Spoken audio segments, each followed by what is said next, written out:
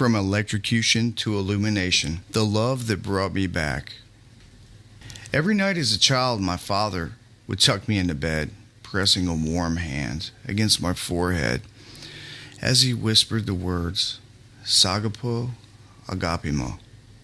That means, I love you, my beloved.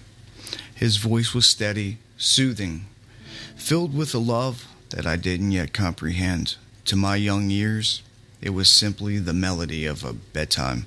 It was kind of a ritual, as ordinary as the moon rising. I never imagined that one day that those very words would become the anchor that pulled me through the valley of death itself. The day that everything changed. It was an ordinary workday, a day like any other. Then, in an instant, my world erupted into fire. The current seized me. 1,000 volts of raw electricity gripped my body like a vice, locking every muscle in a relentless, burning stranglehold. My limbs convulsed, every nerve in my body screaming as if I had been cast into the flames of hell itself. I tried to pull away. I couldn't. I tried to scream. I couldn't. I tried to breathe, to break free, to fight. But the more that I fought, the tighter death coiled around me. It was merciless, a greater force than my will, greater than my strength. My body was no longer my own. I was a prisoner inside my own skin, a living conduit of agony. And then came the realization that no one was coming to save me. I was going to die. In that moment of unbearable torment, as fires coursed through my veins, I did the only thing I had left. I prayed. Please, I pleaded through the blinding pain. Please don't let me die like this. But my heart had reached its limit. It stopped, and I fell. 30 feet. Concrete rushed up to meet me, a violent, unrelenting impact. Darkness swallowed me whole. Face to face with eternity. But death was not the end.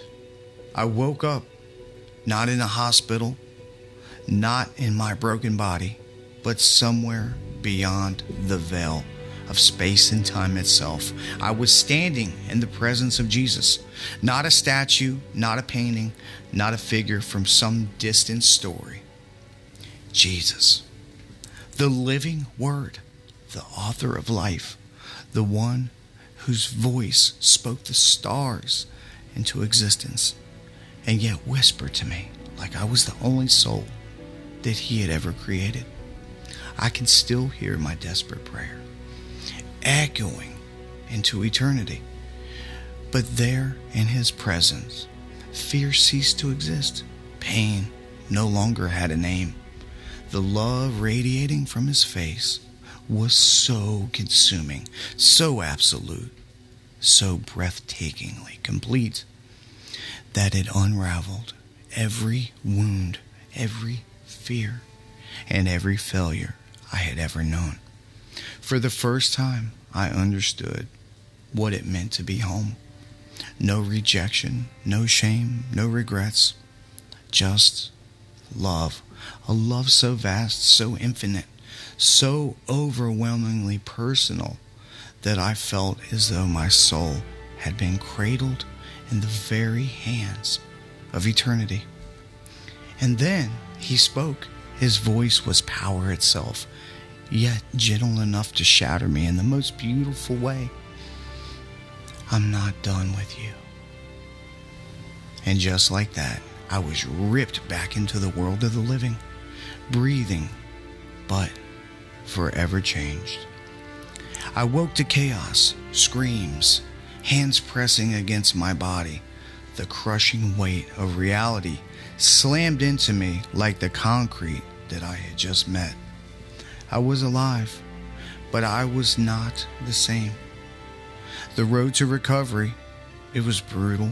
My right hand took years to regain all of its function. My legs would never move the same again, and my back shattered and weak, it still carries the scars of that day forever. But my heart had been resurrected. Yet life after death wasn't a peaceful walk in the park. It was a season of stripping, breaking, losing everything. My career, gone.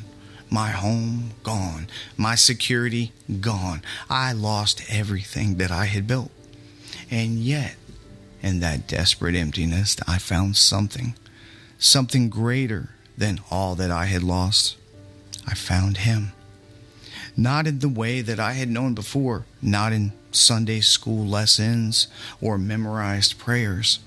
I found the God who meets us in death and sends us back wrapped in resurrection.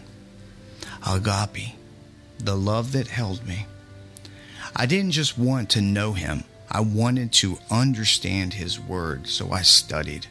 I dove into Greek and Hebrew, into the languages of the past, the languages of Scripture, searching for the love that had carried me through hell and back. And that's when I found it. In Greek, there are 5 words for love.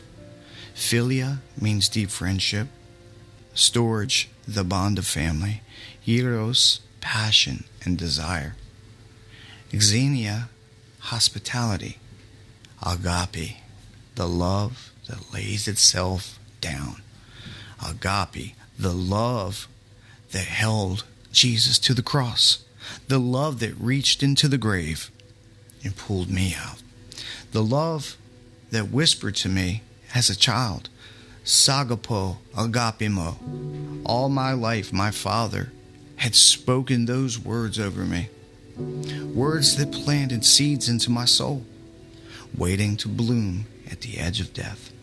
Agape is the love that chooses you when you have nothing to offer in return. Agape is the love that suffers, it endures, and it redeems. Agape is the love that brought me back. Your story isn't over. I shouldn't be here by all logic. I should be dead. But here I am because Jesus said otherwise, and so are you. So if you were drowning, if you feel like your story is over, if you have nothing left to hold on to, I need you to hear this. He is not done with you. Your story is still being written. You are loved with an everlasting love. I don't believe because I was taught to. I don't believe because I hope it's true. I believe because I have seen, and I'm still here to tell you. So will you? Seek Him, cry out, call on His name. He is waiting, because the same love that reached across eternity to bring me back, it's reaching for you too.